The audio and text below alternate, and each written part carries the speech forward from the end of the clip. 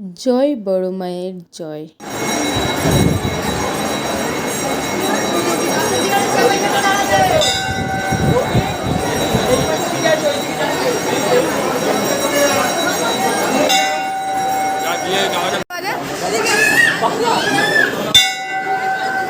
তো আমরা বড় মায়ের কৃপাতে বড় মায়ের কাছে যেতে পেরেছি। তো পুরো ভিডিওটা দেখো। তো আমি একদম ভোরবেলা ডিউটি থেকে বেরিয়ে গেছিলাম, কারণ আজকে বড় মায়ের কাছে যাব। তো দেখো স্টেশনে একটাও লোক নেই। আর আজকের দিনটা হচ্ছে 30শে জুলাই, মঙ্গলবার। তো এখান থেকে পাখি যাচ্ছিলো, ট্রেনের জন্য অপেক্ষা করে বসে আছি, ফার্স্ট ট্রেন ধরবো। তো এই যে ট্রেনে উঠে গেছি, ঢুলুঢুলু চোখে, মানে ঘুম ঘুম পাচ্ছে আর কি। তো কালকের বৃষ্টিতে প্রচণ্ড জল জমে গেছে। আর এখন বাজে হচ্ছে 6:13। তো আমি সোনারপুর নেমে গেছি। এখনও ঠিক করে সোনারপুরের বাজারগুলোও বসেনি। তো আমি সেই জন্য শুধু কলমি শাকটা কিনে নিয়েছি খুশির জন্য।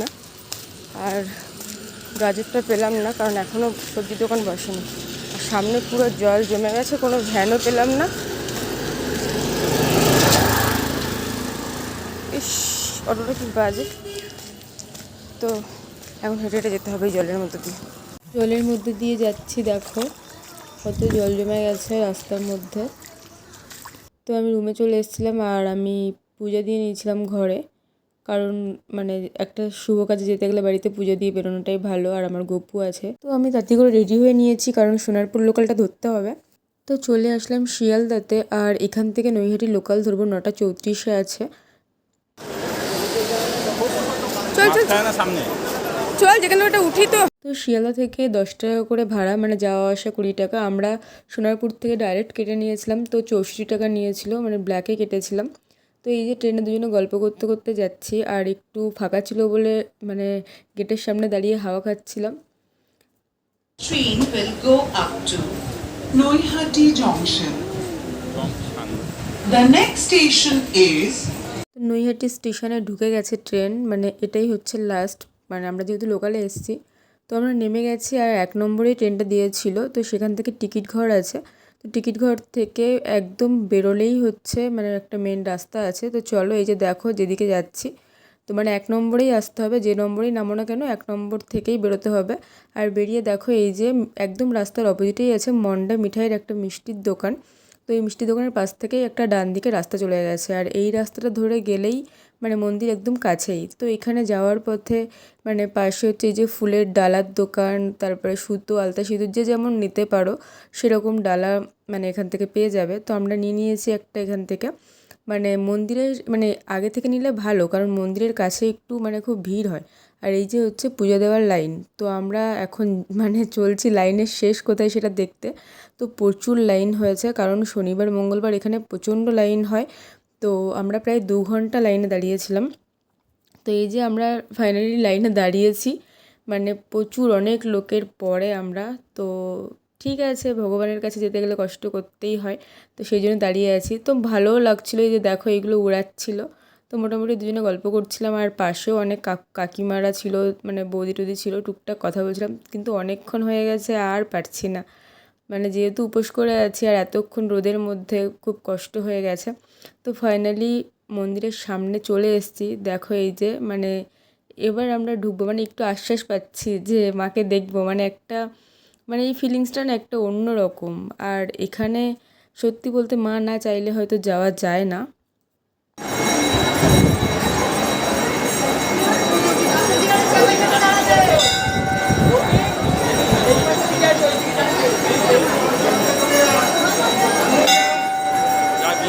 তো মন্দিরের ভিতরে ঢুকে গেছি, আর কি বলবো, মানে এখানে একটা অদ্ভুত শান্তি, মানে মানে না গেলে মানে বোঝানো যাবে না সেই অনুভূতিটা। তো মানে ফাইনালি এসছি মায়ের কাছে, মানে মায়ের পুজো দেব। অনেক দিন থেকে ইচ্ছা ছিল, প্রায় 6 মাস ধরে আসবো আসবো করে করে আসা হয়নি। তো এই যে মায়ের সব পুজো হচ্ছে, সবাই ডালা দিচ্ছে। তো ভিতরে ততটা একটা ভিডিও, মানে মাকে দেখবো নাকি ভিডিও করব, এত ভিড়, মানে সব দিকটা কেমন একটা হয়ে গেছে। তো এই যে আমার ডালাটা আমি ধরে আছি, তো এটাই আমি ঠাকুরমশাইকে দেব। মানে কি বলবো, মানে এখানে এত ভিড় না, মঙ্গলবার শনিবার গেলে ভালো করে পুজোটাও মানে একটু দাঁড়িয়ে যে ভগবানের কিছু বলবো সেটাও হয় না। পুজো দেওয়া কমপ্লিট হয়ে গেল।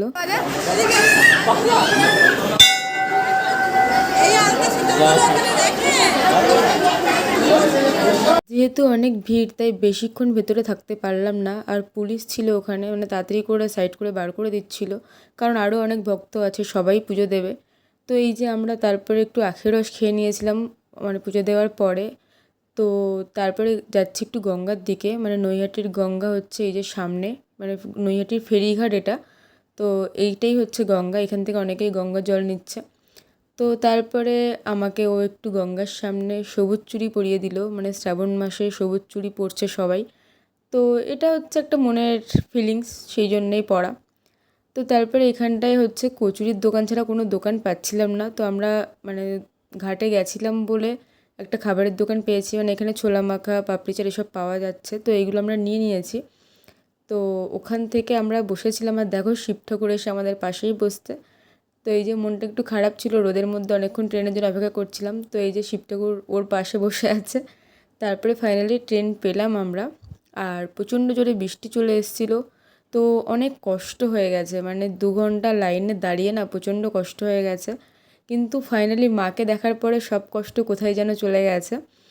তো মানে কি বলবো, অনেক দিনের আশা পূরণ হয়েছে, খুব খুশি হয়েছে। আর তোমরাও যারা যারা যেতে চাও অবশ্যই যাও, গিয়ে একবার মায়ের দর্শন করে আসো। আর দেখো বাড়ি আসার পর কী অবস্থা, মানে গেছি কীরকম আর এসছি কীরকম।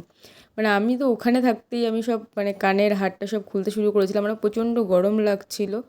তো এই হচ্ছে হাল। তো চলো সবাই ভালো থেকো, টাটা, জয় বড় মায়ের জয়।